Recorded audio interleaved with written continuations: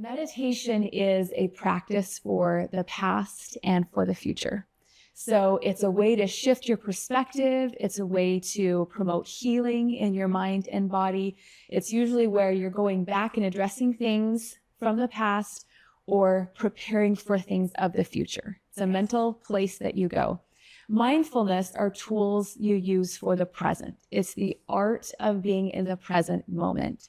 So things like breath work, things like mantras and affirmations, mindful eating, mindful listening. It's a state of being that really emphasizes and focuses on the present moment. Okay. So one thing I've thought, and we'll often talk about, is that, our life is happening in the here and now.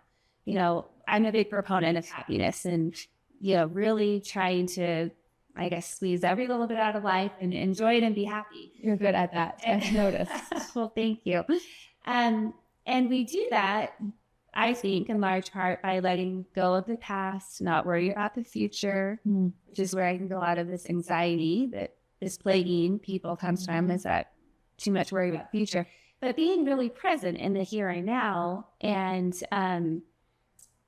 seizing those, or just being grateful and appreciative of what's happening now and aware of it. So talk to us a little bit about that, of how we can use the mindfulness in that regard. Sure. I think maybe if I can just give a little nod to your comment before of, letting the past go and not worrying about the future. So important. So true. But I think as a culture, we get caught in a place where we think, if I don't think about it, if I don't worry about it, it will just go away. Right. And we don't let ourselves process. We don't grieve. We don't heal. We don't take time for some of those things that have been really painful in the past. And that is where I have seen such strength and beauty in meditation. I was just with a client yesterday who had some really hard things, probably 20 years ago. And she's taken a lot of time to work through them, but not completely. And so sometimes meditation can be a beautiful way to visit something that happened, to let yourself process, maybe through writing, maybe just through thinking, maybe just through crying some more, just kind of getting it out, processing, and then you're in a place where you can better focus and be present and your best self in this moment. Yes. So I think there's a place for that, because then you're not constantly having this nagging thought or this nagging pain or something that you're just wanting to shove aside, if that makes sense. Totally. Well, we have to honor our feelings and those emotions. And if we're just stuffing them down, I've heard it explained by my sister as taking a beach ball, and if you're in the pool, and if you're just trying to shove that beach ball, everyone's probably tried that, to hold it down, and it's really hard. Right. Like, let me just sit on that ball, and you're moving all over the place, then it's really hard to keep that ball. And maybe you can for a little bit, but then eventually it will pop up and go exploding up into the air out of the water. And that's what, we do sometimes with our emotions, is we're trying to hold it down and repress it. But instead, I think the mindfulness that you're talking about, if we could just take it out and create a space for it, even just set it up, like acknowledge it, even like, okay, I'm going to deal with you. And maybe sometimes that's active through the meditation.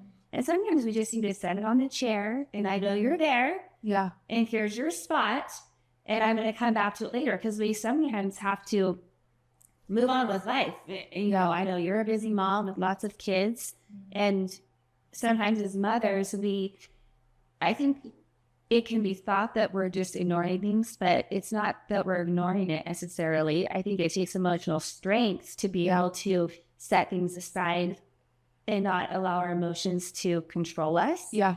But rather to know how to, okay, I know you're there. I'm setting you here. I've got to do this, and then I'm going to come back to you. And that's why I like these tools, because if we know we're going to come back to it, we can then practice. That's why I call it, we're practicing mindfulness. We're practicing meditation, because it's not happening overnight or something that we just do once, like all good things for our health, like exercise and healthy eating.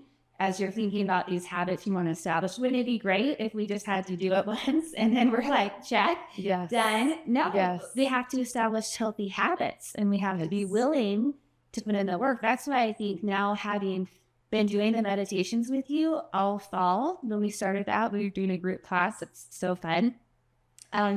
I can see the benefits having done it over a period of time because it's that habit that you want to establish of addressing and taking time to work through our thoughts. Yeah.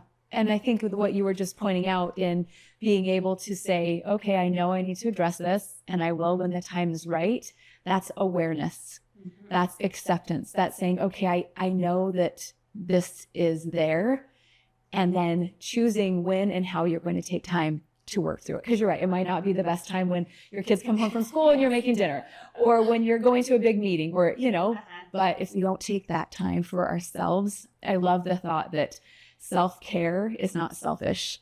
It's something that is way more effective if you're doing it regularly than just when it's an emergency and there's some big crisis. You've got to have that well to draw from. Right. And everybody is better for it if we take care of ourselves. That's, yes, you know, the saying of, if mom ain't happy, nobody eats happy, or something like that at home. And it's true, because we're powerful with the effects that we have over our homes and family. And so if you realize that you need to take care of yourself and take the time to do so, and don't feel selfish about it. It's you being a good parent, a good spouse, a good friend, the more you take care of yourself. And I can say that positively, having now just about finished raising my kids. I'm almost done. And so now I have older adult children who I think are grateful for seeing the patterns, that the ways that I showed up doing self-care. I'm seeing them now doing some similar things and not resenting it, but doing it themselves and understanding this is how we stay healthy. This is how we stay happy. Yeah. Is we take care of ourselves. And I love that. Yeah. It's making me think of one of probably the most impactful tools of mindfulness that I've experienced over these last 5 years, and that is self-compassion. Because I think as women, as moms, there's so many things on our to-do list, so many things that we're trying to do, because we can do a lot of great things. Yes. There's people we want to help, ways we want to grow, but when we don't quite achieve or do all the things on our list, we beat ourselves up. New Year's is the perfect time, I think, to recognize that sometimes setting these big, huge goals don't really serve us. Maybe setting something super small this year, maybe even just for the first quarter or just for the first half of the year, just one teeny tiny thing, because then when you achieve that, you feel so good, rather than these huge, huge goals that then you beat yourself up. And I found it so interesting. There's actually some great studies behind self-compassion where they show that people who show themselves compassion talk to themselves like they would talk to a good friend or a sister or a child. It triggers a growth mindset. Oh, so rather than, you know, that self-esteem or like, oh, I'm so great, or looking at my strengths or whatever, just being gentle, talking to myself when I mess up, saying, I had a situation just a couple weeks ago where my oldest is a senior and she and I are very different. And there's certain things that she's working on and she's trying really hard, but it's hard for me to see those things and not see the things that she could be doing better. Right. And we had a conversation, one of kind of the heated conversations where I'm trying to help her see some of the things she needs to kind of pick up the slack on, and said a few things that I wish I wouldn't have. And that night I was sitting before bed just thinking through, oh, I wish I wouldn't have said that, wish I wouldn't have said that. But because I have spent time practicing self-compassion, I said, no, stop. What did I do well in that conversation? I like that. And I remembered that I had wanted to say something about her cell phone use, which is usually part of the problem of wasting time or whatever for any teenager. But I didn't. I wanted to say something and I caught myself. I was like, that is not going to help in this conversation. Don't say anything. Yeah. And so I was able to just like, okay, good job. Focus on that good part of the conversation.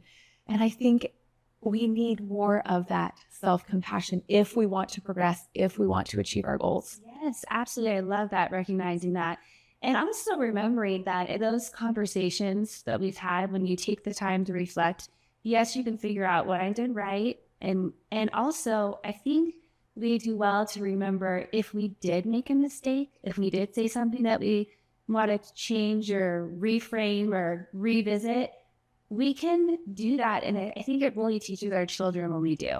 Like the times where I've gone to my kids and said, hey, I'm sorry that I said that, or this is what I really meant, which takes some humility and it takes that time of reflection. They really respond to that because they're learning, oh, you don't have to be perfect either. Like mom's not perfect. I make mistakes. Sometimes my emotions get the best of me, but I'm sorry. This is what I meant. We can revisit it.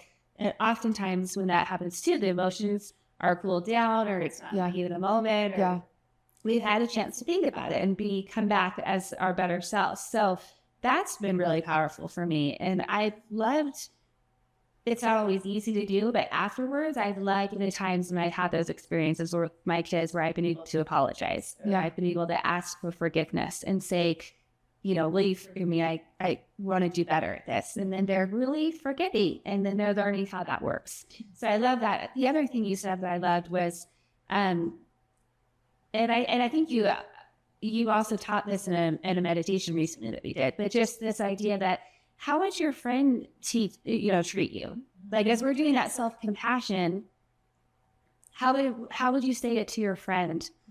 You know, how would you say it to your kids? And when you really think about that and you start to cheer yourself on the same way you would with your friends, with your children, it completely changes the way you're looking at yourself. And that's a helpful practice to remember. And it's not even just helpful, but it's physiologically better for our bodies. Every time, I love when talking about thoughts and the power of words to teach people that every time you think a thought, any kind of thought, positive, negative, helpful, harmful, it sends an electromagnetic current through your body. So there's an actual physiological response every time we think something. So if you make a mistake, you say something you wish you wouldn't have, and you start saying, oh, I'm so dumb. Oh, I always do that. Why do I always mess up? Like those things that are then affecting your physical body in ways that can be harmful. Versus if we learn how, practice changing our internal narrative, then we are filling ourselves with light and with love and with good energy that will only help us in whatever we're working on.